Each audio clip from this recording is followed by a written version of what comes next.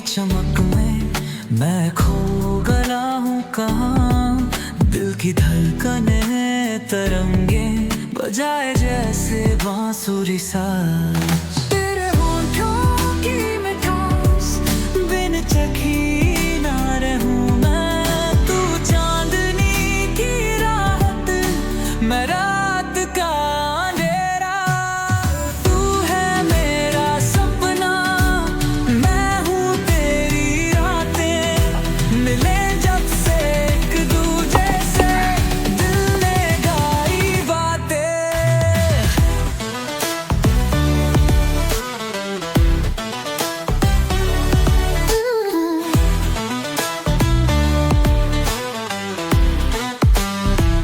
दिल ने कह दिया बातों में प्यार का इकरार है, तेरी बाहों की खुशबू में जन्नत की यार है।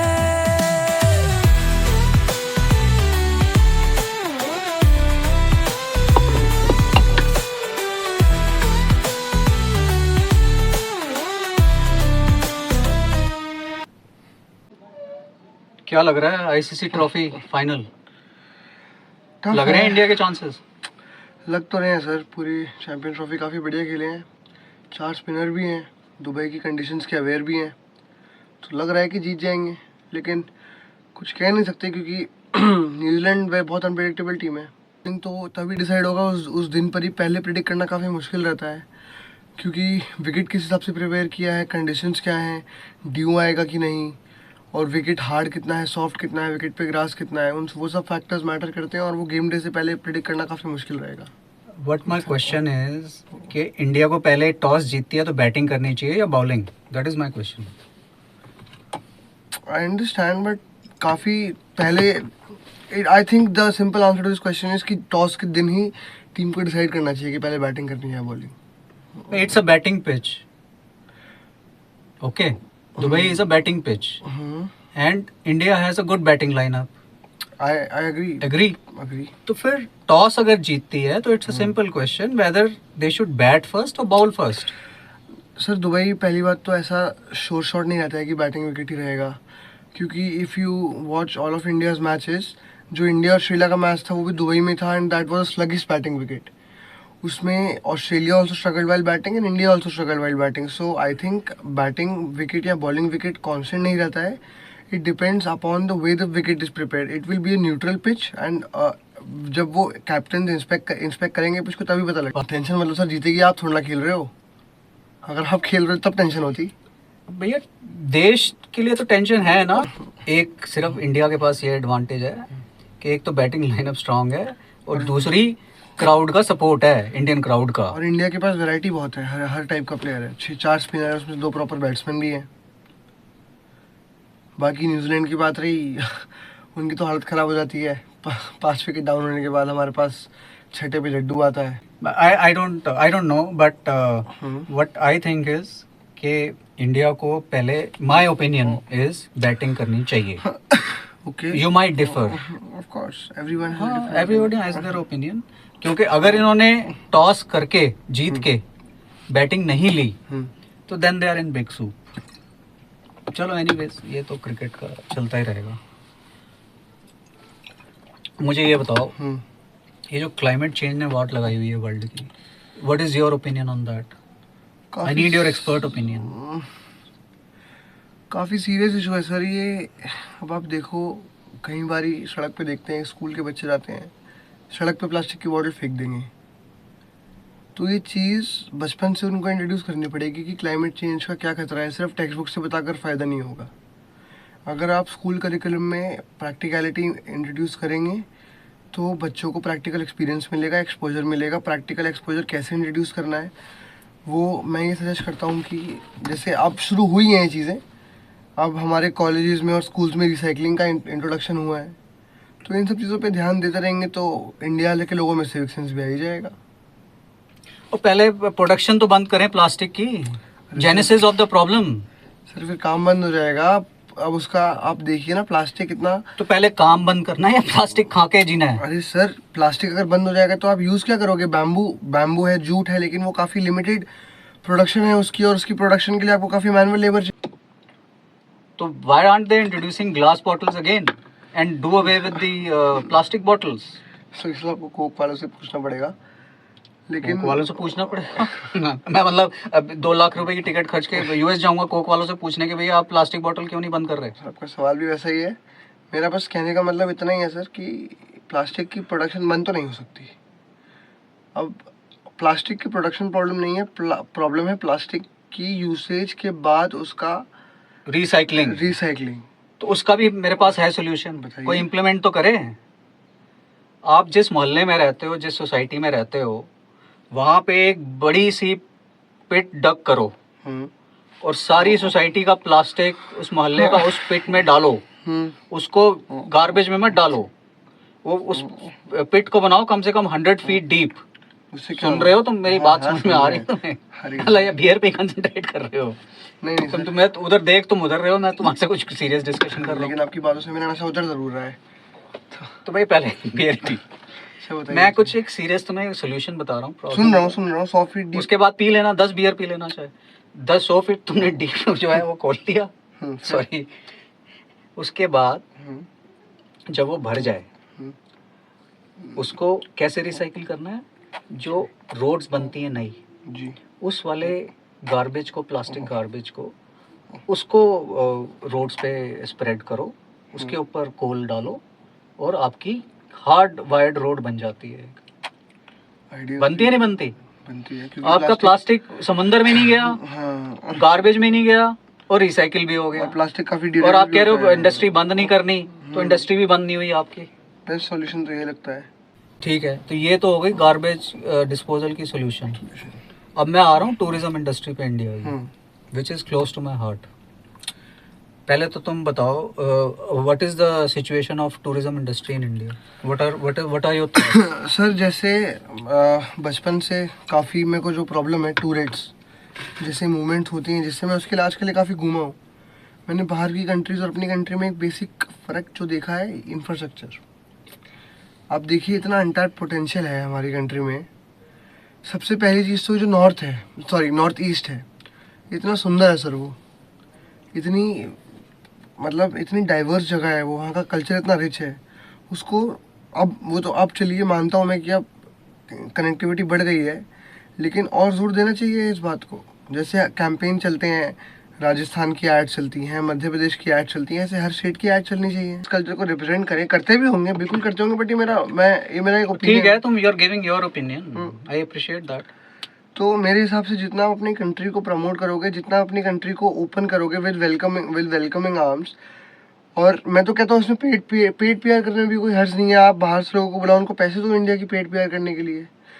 वेस्टर्नर्स इंडिया को बदनाम करते हैं, गरीब जगह जाके खाना खाएंगे और फिर बोलेंगे गंदी जगह इंडिया, अच्छी जगह पैसे खर्च नहीं करेंगे। अब तुम आ रहे हो थोड़ा सीरियस डिस्कशन पे, सिप लो एक बियर का। वो आए, उनको पैसे दो कि आप इंडिया की तारीफ करो, वो अपना भी काम करेंगे, हमारा भी काम करेंगे।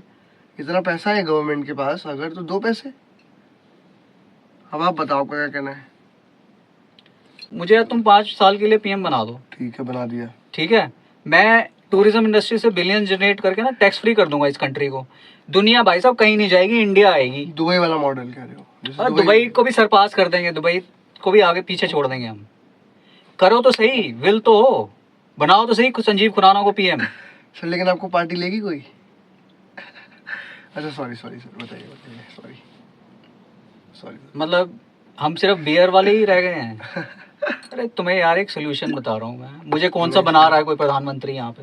नहीं सर, मेरे बस में तो मैं टूरिज्म इंडस्ट्री में रहा हूँ खुद, 20 साल रहा हूँ जी। Airline, tourism, travel, hospitality. इतना स्कोप है इस इंडस्ट्री में बिलियंस जनरेट करने का। स्कोप आप हर टूरिस्ट जो स्पॉट है उसके इंफ्रास्ट्रक्चर को अपग्रेड करो, सही बात है, लोगों को बेस्ट फैसिलिटीज दो।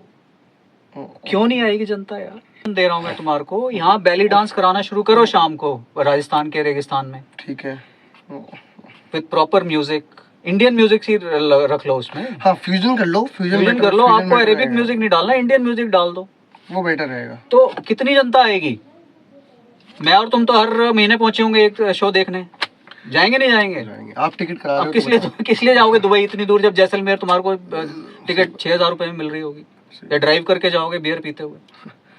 तो ये सॉल्यूशंस हैं, we are discussing on beer.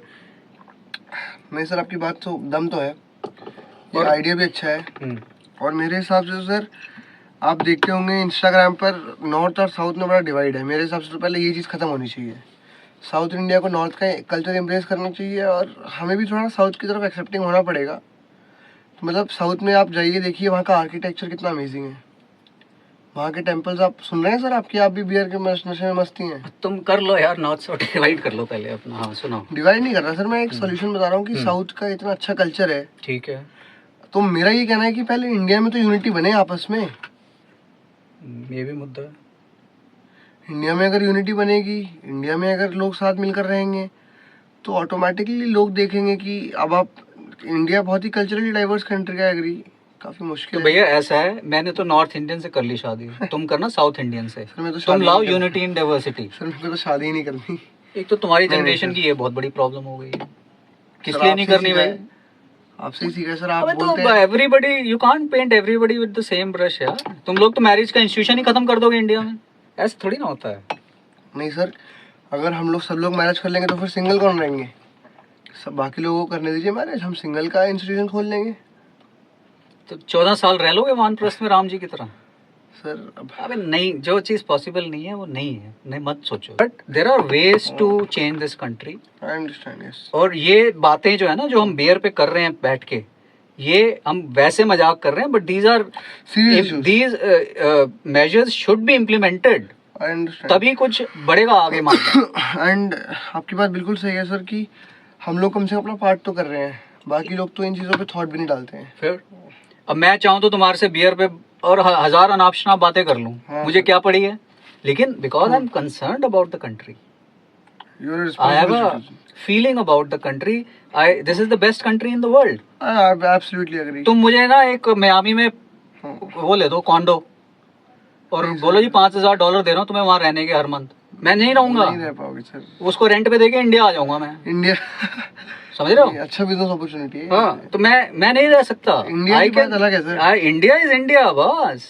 India जैसी कोई कंट्री है वर्ल्ड में? कोई नहीं है।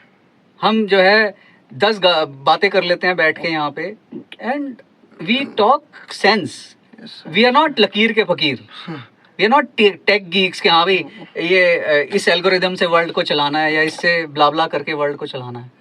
We are a heady mix of science and spirituality. Do you agree? Absolutely. Spirituality की तो इम्पोर्टेंस इंडिया में काफी टाइम से रही है, एंड आई फील कि सनातन धर्म जो है, it is spiritual. I am a follower of Sanatan Dharma, so I will speak on that. Sanatan Dharma and science go hand in hand. क्या? I do not know if this is true, but as far as I know, I think NASA has been using Sanskrit language for their algorithms. अच्छा, ये तो that's a news to me. अच्छा, My tutor, he has been teaching me since 9th class. His name is Sudhir sir. I discuss these topics with him. He always tells me कि भाई एक बात बताओ, बाहर के लोग इंडियन संस्कृति पे आ रहे हैं और हम उनकी संस्कृति को फॉलो कर रहे हैं, इसका क्या मतलब हुआ? how ironic it is. We are rejecting our own culture just to look cool or just to seek validation. So you agree that human life is a heady mix of science and spirituality? Absolutely. You agree? Absolutely. अच्छा, space से याद आया, हम्म। ये भैया ये Sunita Williams को कब वापस ला रहे हैं यार ये लोग? लाइफ, इनको समझ ही नहीं आ रही बात, life in space is impossible. Absolutely impossible. And किस लिए अटकाया हुआ है उनको, एस्ट्रोनॉट्स को, पिछले 1 साल 2 साल से? उनकी मेंटल स्थिति तो कोई समझ ही नहीं सकता है। आप why are sending humans in space? Satellites भेजो। नहीं सर, ह्यूमंस का भी एक पॉइंट है कि they want to explore different habitats humans के बेसिस पे। अब एलॉन मस्क कहता है कि मैं ह्यूमंस को भेजूंगा, जब तक आप ह्यूमंस को नहीं भेजेंगे तब तक आपको समझ नहीं आएगा ये चीज़ कि वहाँ पर क्या हैबिटेट है। बट आपको अगर ह्यूमंस भेज रहे हो तो ये आपकी रिस्पॉन्सिबिलिटी है, 100% सेफ्टी के साथ भेज रहे हो। There has to be a time frame ना, Obviously. उनको सालों साल थोड़ी ना लटका के हाँ, रखोगे। उनकी आधा mental- पाँव स्पेस में, आधा जमीन हाँ, पे। उनकी मेंटल स्थिति तो पता नहीं वही जाने। अरे it's a very tough call. Pathetic. So, I don't know, मतलब where the world is heading to with technology। एक तो लोगों ने आजकल बात ही करना छोड़ दिया है। हाँ। अब फोन करते हैं, सारा दिन टिक टिक करते रहेंगे मोबाइल मैं फोन तो पे। सर बहुत लकी हूँ कि मेरे आज भी दोस्त है जो मिलते हैं हम पहले। हाँ, हम जैसे we are sitting over a हाँ ड्रिंक। मतलब बट जैसे अब जो मेरी एज के भी दोस्त हैं आप हो, लेकिन जो मेरे घर के पास रहते हैं we meet, we have a term for meeting together, we call them meetups. तो in evening we sit together, मेरे कमरे में ही होता है ज़्यादातर, but sometimes we go out, we play, we spend time together, and उसके बीच में हम फ़ोन कम ही चलाते हैं। अब भले ही हम मुझे एक बात बताओ, हम्म, ये अगले 10 साल में ह्यूमंस कोई लैंग्वेज बोलने लायक रह जाएंगे, नहीं रह जाएंगे? नहीं सर, क्योंकि ये language- बात तो करनी छोड़ दी अभी इन्होंने। लैंग्वेज तो बोलेंगे। ये ना फोन कॉल करते हैं और सिर्फ व्हाट्सएप पे टिक टिक सारा दिन उंगलियां चलानी है इनको, और नहीं सर, वीडियो देखने हैं। ये थोड़ा एग्जैजरेशन हो गया, क्योंकि लैंग्वेज तो सर बोलेंगे ही, देखिए। लेकिन आपकी ये बात मैं मानता हूँ कि आजकल जो 10 साल तो सर बहुत छोटा टाइम फ्रेम है। हाँ, अगले 100-200 साल में मैं ये मान सकता हूँ कि ह्यूमन इंटरेक्शन एक काफ़ी लिमिटेड स्कोप हो जाएगा। यार But- 100 साल तक तुम बात कर रहे हो, ये धरती बचेगी नहीं नहीं सर, बचेगी? बट मैं उस पर्सपेक्टिव से पूछ रहा हूँ। आप देखिए, जब आदि मानव थे हम, तब हम लैंग्वेज नहीं बोलते थे, हमें लैंग्वेज तक, कम्युनिकेशन तक आते आते हज़ारों साल लग गए। हाँ, तो we have gone back in time. I no sir, but my basic point is कि to eradicate something so prominent from the society, you need a wider spectrum. You cannot take 10 years of time. So आपकी बात सही है। Now without deviating from the topic, I agree with you कि आजकल WhatsApp पे लगे रह गए हैं। हाँ, ये जैसे जैसे टाइम बीतेगा, टेक्नोलॉजी बढ़ेगी, वैसे वैसे टाइम फ्रेम का, वैसे वैसे ह्यूमन इंटरेक्शन कम होता जाएगा। लेकिन मेरा ये मानना है कि एक पॉइंट ऑफ टाइम के बाद हम खुद ही रियलाइज़ कर लेंगे कि हमने कितनी बड़ी गलती करी है एआई पे ओवर डिपेंडेंट होकर। और क्या सीखना है खाने में? बटर चिकन और दाल मखनी कर लें। बटर चिकन को तो ना बोलना मतलब पाप है। बटर खाने चिकन कर लेते हैं, और दाल मखनी या शाही पनीर? शाही पनीर कर लेते हैं, साथ में बॉइल्ड राइस हो जाए, नान हो जाए, बस और क्या चाहिए। और कोई टॉपिक रह गया बियर पे आज के लिए, अब इतना ही काफ़ी है? इतना ही काफ़ी है, इतना ही आज के लिए, इतना ही रखते हैं। हाँ, काफ़ी। लोगों को भी थोड़ा हम्म। टाइम दो समझने के लिए कि क्या बातें हुई हैं। हाँ, मतलब इनको समझ तो आना चाहिए। लोग बियर पी के कुछ ढंग की बात बोल भी रहे हैं, ऐसे ही ब्लाब लाल कर रहे हैं। सही बात है। But we touched base on few good topics, Yes, it was a good discussion. and I think the message is conveyed from our side. It was a lot of fun for me. Yeah, it's definitely fun with you. We should do- कारोबार is definitely fun with you. We should do it often. कर लेंगे। Twice, once, twice. तो तुम आते कहाँ हो? आ जाओ तुम मतलब। तो अपने चक्रों में लगे रहते हो, कभी गर्लफ्रेंड के, कभी क्रिकेट के। कोई गर्लफ्रेंड कभी- तो है नहीं सर, गर्लफ्रेंड तो अच्छा, दूर से ही नमस्ते है। ये छोड़ो, अब ये भी कंटेंशियस इशू है, इसको छोड़ ही दो। छोड़ दो यार, ये तो। तो चलते हैं फिर, ये खत्म, बॉटम्स अप करते हैं। चीयर्स।